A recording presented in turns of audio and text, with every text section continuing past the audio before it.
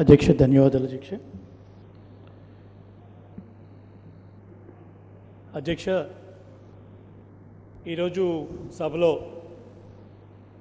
ఏకైక బ్రాహ్మణ సామాజిక వర్గానికి చెందినటువంటి శాసనసభ్యుడిగా నేనుంటాం. చాలామంది నువ్వు ఒక్కడే ఉన్నావు ఏకైక శాసనసభ్యుడు అంటే దానికి సంతోషపడాలో బాధపడాలో అర్థం కాని పరిస్థితి అధ్యక్ష. కారణం నేనైతే బాధపడుతున్నాను అధ్యక్ష. గతంలో 23-24 మంది ఉన్నటువంటి శాసనసభ్యుల నుంచి ఈరోజు ఒకే ఒక్కడిని, అది కూడా మరి వైఎస్ఆర్ కాంగ్రెస్ పార్టీ అవకాశం ఇచ్చడం వల్ల ఈరోజు మీ ముందర ఒక శాసనసభ్యుడిగా బ్రాహ్మణ జాతికి ప్రాతినిధ్యం వహిస్తున్నట్టు అధ్యక్ష. ఈరోజు తెలుగుదేశం పార్టీ మేనిఫెస్టోలో 500 కోట్లతో బ్రాహ్మణ సామాజిక వర్గానికి మేలు చేసే విధంగా బ్రాహ్మణ కార్పొరేషన్ పెడతామని చెప్పడం నేను కూడా సంతోషపడ్డాను అధ్యక్ష. చాలామంది ఆశపడి ఆ పార్టీకి ఓట్లు కూడా గట్టిగానే వేశారు అధ్యక్ష. ఆ క్రమంలో మరి 2014-15 సంవత్సరంలో చాలా పట్టుబడితే ఒక 25 కోట్ల రూపాయలు ఇవ్వటం, దానికి విధి విధానాలు ఏర్పరచడంతోనే ఆ సంవత్సరం అంతా అయిపోయింది.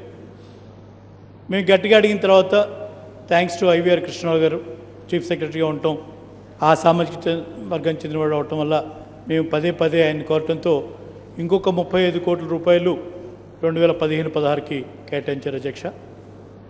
అయితే ఇదంతా బాగానే ఉంది అధ్యక్ష. నేను సోషియో ఎకనామిక్ సర్వే గురించి అడిగాను.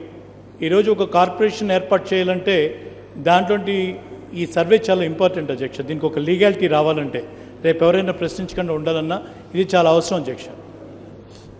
దురదృష్టకరం ఏంటంటే అధ్యక్ష, చాలామందికి దీంట్లో బ్రాహ్మణులు అనగానే ఏదో పౌరోహిత్యం చేసుకునే వాళ్ళ కిందనే ఎక్కువ మందిని చూడటం నేను చూస్తాను అధ్యక్ష. దీంట్లో చాలామంది చిన్న కోటల్లో పదులు కూడా రాసుకునేటువంటి వాళ్ళు ఉన్నారు.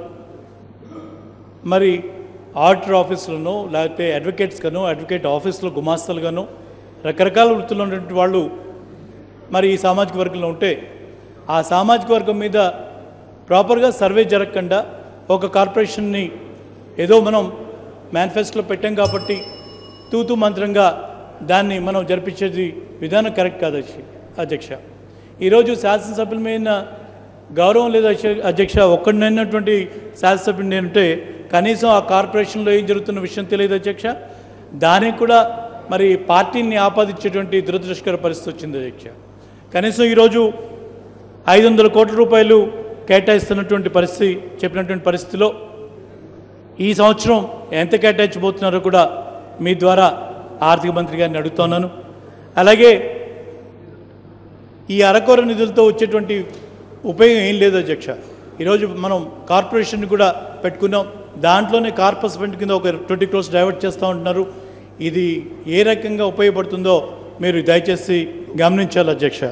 అలాగే దీంతో పాటుగా ధూపదీప నైవేద్యాల గురించి అధ్యక్ష 2500 రూపాయలు గత ప్రభుత్వం ఇస్తూ ఉంటే మేనిఫెస్టోలో 5000 రూపాయలు ఇస్తూ ఉన్నారు.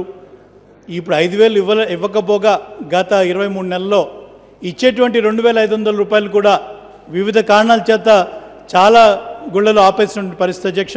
ప్రత్యేకించి మా గుంటూరు జిల్లాలోనే 89 దేవాలయాల్లో ఈరోజు వచ్చేటువంటి ఆ 2500 కూడా ఆపేసినటువంటి పరిస్థితి అధ్యక్ష. అలాగే దాంట్లో నిరుపేదలైనటువంటి బ్రాహ్మలు పౌరోహిత్యం చేసుకున్నటువంటి వాళ్ళు 60 సంవత్సరాలు దాటితే ఖచ్చితంగా పెన్షన్ ఇస్తానటువంటి పరిస్థితి ఈరోజు దయచేసి ప్రభుత్వం నుంచి ఎండోమెంట్స్ వారి నుంచి అడుగుతా ఉన్నాను, మంత్రివర్యుల్ని ఏ ఒక్క బ్రాహ్మడికైనా పెన్షన్ ఇచ్చినటువంటి దాఖలా ఉందని అడుగుతున్నాను అధ్యక్ష. అలాగే మరి ఇళ్ల స్థలాలు ఉన్నారు అధ్యక్ష. ఇళ్ల స్థలాల సంగతి అయితే ఎక్కడ ఒక్క అంగుళం ముందరకు పోయినటువంటి పరిస్థితి లేదు అధ్యక్ష. ఎన్నో వేల అప్లికేషన్లు ఈరోజు పెండింగ్లో ఉన్నాయి. దురదృష్టవశాత్తు మేము చెప్పుకోవటానికైతే ఫార్వర్డ్ కమ్యూనిటీ అధ్యక్ష ఈరోజు జరుగుతున్నటువంటి పరిస్థితులు చూస్తే ఏరా బాబునాడా అంటే అడిగేటువంటి దిక్కు లేదు అధ్యక్ష.